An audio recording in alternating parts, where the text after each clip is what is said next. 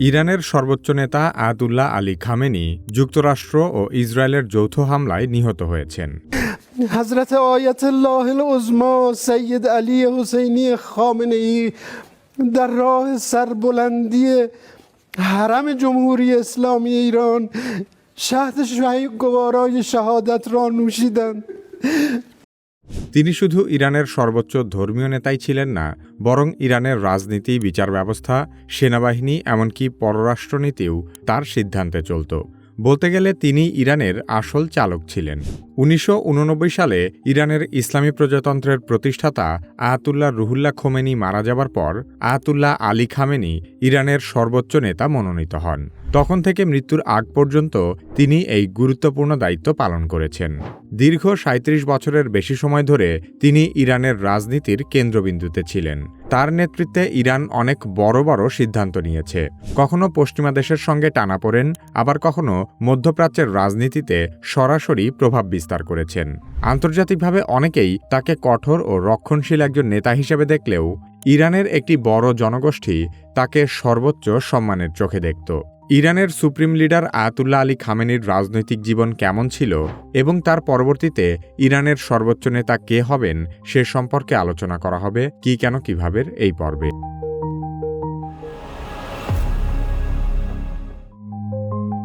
১৯৩৯ সালে ইরানের উত্তর পূর্বাঞ্চলের শহর মাশহাদে আয়াতুল্লাহ আলী খামেনি জন্মগ্রহণ করেন। এই শহরটি ইরানের শিয়া মুসলমানদের জন্য অত্যন্ত গুরুত্বপূর্ণ একটি ধর্মীয় কেন্দ্র হিসেবে পরিচিত। আলী খামেনির পরিবার ছিল অত্যন্ত ধর্মপরায়ণ। তার বাবা ছিলেন একজন সম্মানিত আলেম, যিনি স্থানীয়ভাবে ইসলামী জ্ঞান চর্চা করতেন এবং প্রচার করতেন। ছোটবেলা থেকেই খামেনির জীবনে ধর্মীয় বোধ গভীরভাবে প্রভাব বিস্তার করেছিল। তিনি প্রথমে মাশহাদের একটি মাদ্রাসায় পড়াশোনা শুরু করেন। পরে উচ্চতর ধর্মীয় শিক্ষার জন্য চলে যান কোম শহরে। কোম হল শিয়া মুসলিমদের অন্যতম পবিত্র এবং জ্ঞান চর্চার কেন্দ্র। কোমেই তিনি ইসলামী চিন্তাবিদদের সংস্পর্শে আসেন এবং নিজের চিন্তাভাবনায় একটি দৃঢ় ভিত্তি তৈরি করেন। ১৯৬২ সাল থেকে তার জীবনে এক নতুন অধ্যায় শুরু হয়। সে বছর তিনি ইরানের তৎকালীন বাদশাহ শাহ মোহাম্মদ রেজা পাহলভির বিরুদ্ধে শুরু হওয়া ইসলামী আন্দোলনে যুক্ত হন। এই আন্দোলনের নেতৃত্ব দিচ্ছিলেন আয়াতুল্লাহ রুহুল্লাহ খোমেনি, যিনি পরবর্তীতে ইরানি ইসলামী বিপ্লবের জনক হিসেবে পরিচিত হন।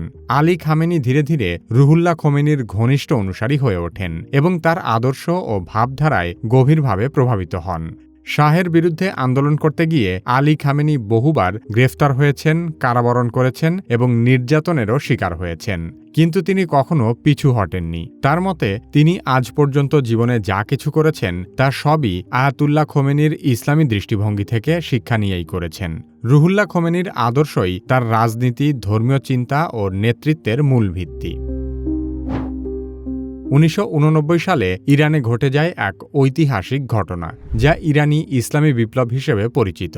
এই বিপ্লবের মাধ্যমেই শাহ মোহাম্মদ রেজা পাহলভির রাজত্বের পতন ঘটে, আর ইরান রূপ নেয় একটি ইসলামী প্রজাতন্ত্রে। বিপ্লবের পর গঠিত হয় বিপ্লবী পরিষদ, যা নতুন একটি অন্তর্বর্তী সরকার গঠনের পাশাপাশি দেশের প্রশাসনিক দায়িত্বও গ্রহণ করে। আলী খামেনি ছিলেন সেই বিপ্লবী পরিষদের গুরুত্বপূর্ণ একজন সদস্য। পরবর্তী সময়ে তিনি উপপ্রতিরক্ষামন্ত্রীর দায়িত্ব পালন করেন এবং ঠিক একই সময়েই তিনি ইরানের অন্যতম প্রভাবশালী সামরিক সংগঠন ইসলামিক রেভলিউশনারি গার্ড কর্পস বা আইআরজিসি গঠনে গুরুত্বপূর্ণ ভূমিকা রাখেন।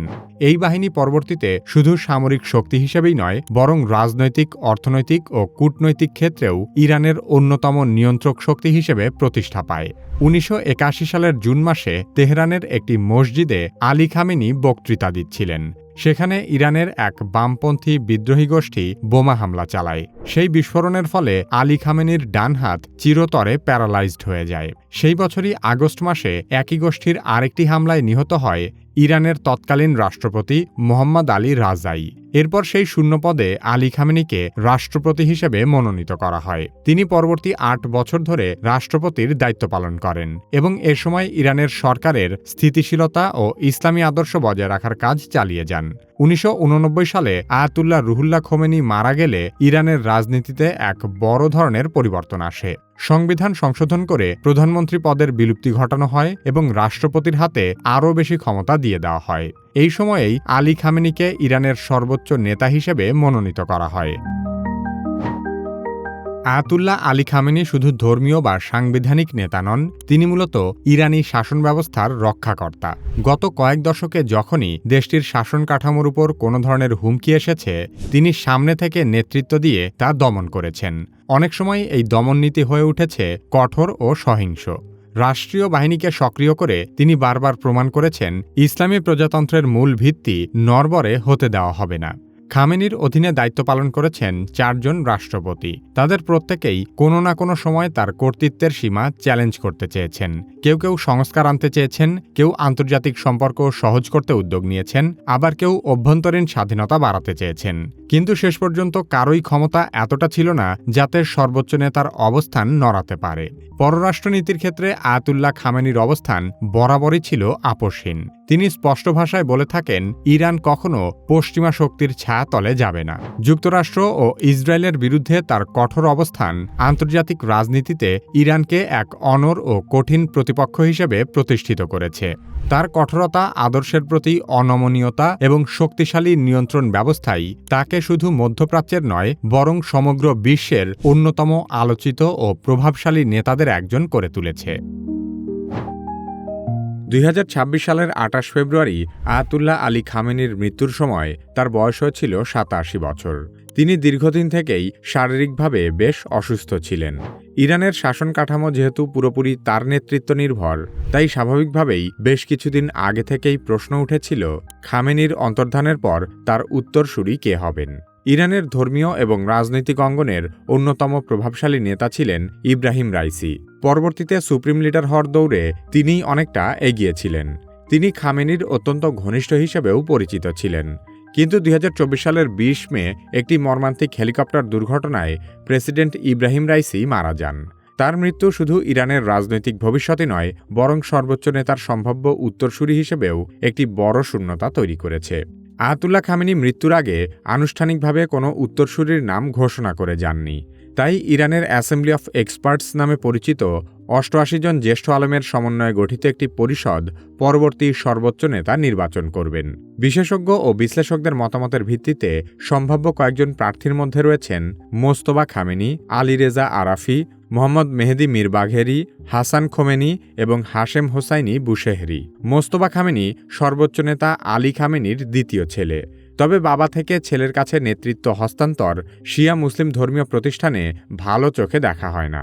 তাছাড়া আরেকটি বড় বাধা হল, মোস্তফা খামেনি উচ্চপদস্থ আলেম নন এবং সরকারে তার কোনো আনুষ্ঠানিক পদও নেই।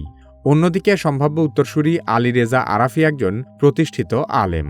সরকারি বিভিন্ন প্রতিষ্ঠানে তার কাজ করার অভিজ্ঞতাও রয়েছে। সেই সাথে তিনি আলী খামেনির অত্যন্ত ঘনিষ্ঠ বলেও পরিচিত। আরেকজন কট্টরপন্থী আলেম মোহাম্মদ মেহেদি মীর বাঘেরি অ্যাসেম্বলি অফ এক্সপার্টের সদস্য। তিনি ইরানের সবচেয়ে রক্ষণশীল ধারার প্রতিনিধিত্ব করার জন্য পরিচিত। আরেকজন সম্ভাব্য প্রার্থী হতে পারেন হাসান খোমেনি। তিনি ইসলামী প্রজাতন্ত্রের প্রতিষ্ঠাতা আয়াতুল্লাহ রুহুল্লাহ খোমেনির নাতি। তবে তিনি কোনো সরকারি পদে নেই এবং সামরিক বাহিনীর সাথেও তার যোগাযোগ সীমিত। আরেকজন প্রার্থী Hashem Hussaini Bushehri assembly of এক্সপার্টের সদস্য। খামেনির নিকটজন হিসেবে পরিচিত বুশেহরি একজন জ্যেষ্ঠ আলেম।